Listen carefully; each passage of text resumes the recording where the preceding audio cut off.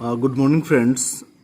जैसा कि हम लोगों ने पिछले वीडियो में unit 3 syllabus UGC net political science के विषय में डिस्कस किया था, अब हम उसी कड़ी को आगे बढ़ाते हुए कंपैरेटिव पॉलिटिकल एनालिसिस, ये यूनिट 4 है। यूजीसी नेट या एनटीए नेट का जो एग्ज़ाम होता है उसके लिए सबसे पहले हमें सिलेबस को जानना ज़रूरी है, because unless until we are not aware about the syllabus हम उसकी तैयारी अच्छे से नहीं कर पाएंगे।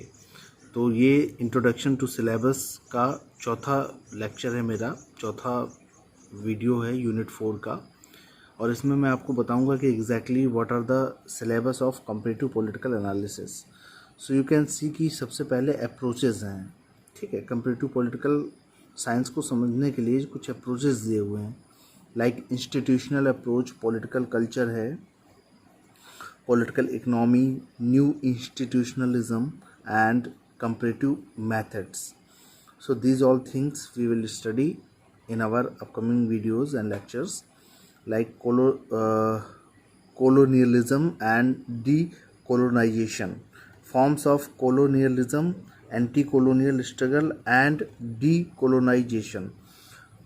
कॉलोनी बेसिकली उन एरियाज़ को बोलते थे जैसे कि कोई डेवलप्ड कंट्री होता था, वो किसी अनडेवलप्ड कंट्री को या डेवलपिंग कंट्री को अपना स्लेव बना लेता था या वहाँ पे वो आधिपत्य स्थापित कर लेता था। जैसे कि 1947 के पहले हमारा देश भारत ब्रिटेन की एक कॉलोनी था, उसी प्रकार से तो ये उसका जो पूरा कॉन्सेप्ट है कॉलोनियलिज्म और डीकोलोनलाइजेशन, ठीक है, कि कैसे वो कॉलोनी बनी और कैसे वो उसका डीकोलोनाइजेशन हुआ। तो ये चीज़ हम इस पूरे कॉन्सेप्ट में समझेंगे। Then we will study about the nationalism, European and non European, कि how the nationalism have get spread all over the Europe and other parts of the world. So this we will discuss in this nationalism concept.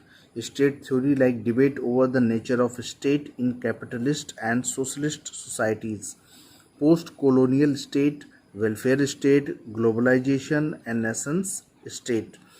So these are important concepts, like political regime, democratic, and in democratic regime itself, or electoral, liberal, majoritarian and participatory and non-democratic regimes like patrimonialism, bureaucratic authoritarianism and military dictatorship, totalitarianism and fascist. So these are the difference between the democratic and non-democratic regimes. So we will study of all these in upcoming lectures, like constitution क्या है और constitutionalism क्या है, the forms of constitutions, rule of law, judicial independence and liberal constitutionalism, emergency powers and crisis of constitutionalism, the democratisation, democratic transition and consolidation, कैसे democracy को हम transfer करेंगे, कैसे डेमोक्रेसी बनती है, उसको कैसे और मजबूत करेंगे, कंसोलिडेट कैसे करेंगे, ये सारी बातें इस कॉन्सेप्ट में दी हुई हैं। डेवलपमेंट, ये बहुत ही इंपॉर्टेंट कॉन्सेप्ट है हमारा। अंडर डेवलपमेंट, डिपेंडेंसी थ्योरी है, डिपेंडेंसी थ्योरी जो कि कोर और पेरिफेरी के कॉन्सेप्ट में होती है, जिसे हम आगे के समय में इसको समझेंगे, जानेंगे। देन मॉडर्नाइजेशन थ्योरी है, वर्ल्ड सिस्टम थ्योरी है, डेवलपमेंट एंड डेमोक्रेटिक थ्योरी है। देखिए, ये जो पॉलिटिकल साइंस का जो सिलेबस है, ये सिर्फ ना केवल एनटीए नेट के एग्ज़ाम को क्वालिफाई करने के लिए है इम्पॉर्टेंट, बल्कि ये सिलेबस आपको पीजीटी, टीजीटी से लेके असिस्टेंट प्रोफेसर या कोई आप रिसर्च कर रहे हैं, पॉलिटिकल साइंस से रिलेटेड कोई रिसर्च कर रहे हैं, तो ये उसको एक फाउंडेशन बेस आपको देता है। तो ये सारी जो चीज़ें हैं, ये सारे जो कॉन्सेप्ट्स हैं, ये बहुत ही इंपॉर्टेंट कॉन्सेप्ट हैं, स्पेशली जब हम कंपैरेटिव पॉलिटिकल साइंस को, पॉलिटिकल स्टडीज़ को पढ़ते हैं। स्ट्रक्चर ऑफ पावर दिया हुआ है, ruling class, power, elite theory, जिसमें कि हमें बताया गया है कि कैसे कुछ लोग एक वर्ग में, एक समाज में टॉप पोजीशन पे पहुंचते हैं, वो इलीट थ्योरी है। डेमोक्रेटिक इलिटिसिज्म,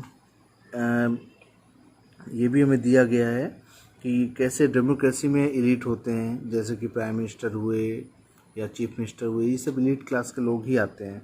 और इसके अलावा भी बहुत सारे अन्य प्रकार के भी होते हैं, जैसे एक्टर्स हुए, जो भी आप ये समझ लीजिए कि टॉप 2 या 3% लोग हैं इंडिया के अंदर, आप उनको एलिट समझिए।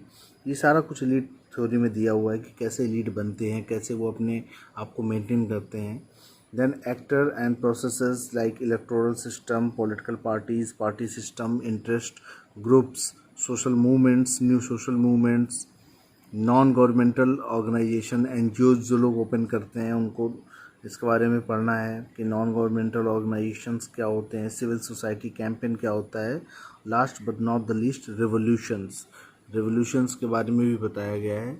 मैं एक बात आपको और बताऊं कि मेरे पास जब मैंने MA किया था तो मेरे पास एक बुक थी R महेश्वरी की, बहुत ही छोटी सी बुक थी कंपैरेटिव पॉलिटिक्स की, और वो बुक हार्डली 200 पेजेस की होगी, but that book has help me lot to understand the concept of comparative politics. So जब मैं आगे अगर इसको कंटिन्यू रख पाया तो मैं आपको उस बुक से भी इंट्रोड्यूस कराऊंगा और बताऊंगा कि कितने इजीली उन्होंने वो कॉन्सेप्ट उसको समराइज़ किया हुआ है। तो इन्हीं सब बातों के साथ आपकी पॉलिटिकल अंडरस्टैंडिंग को बढ़ाने के लिए ये प्रिंस ऑफ पॉलिटिक्स चैनल है। न केवल पॉलिटिकल अंडरस्टैंडिंग बल्कि आप कोई एग्ज़ाम क्वालिफाई करें पॉलिटिकल साइंस से रिलेटेड, और आगे भी मैं अन्य प्रकार के वीडियोस भी एजुकेशन से रिलेटेड वीडियोस डालता रहूँगा। जस्ट चैनल को बनाए रखने के लिए लाइक करें, सब्सक्राइब करें और अपने फ्रेंड्स के साथ शेयर भी करें। Thank you. जय हिंद।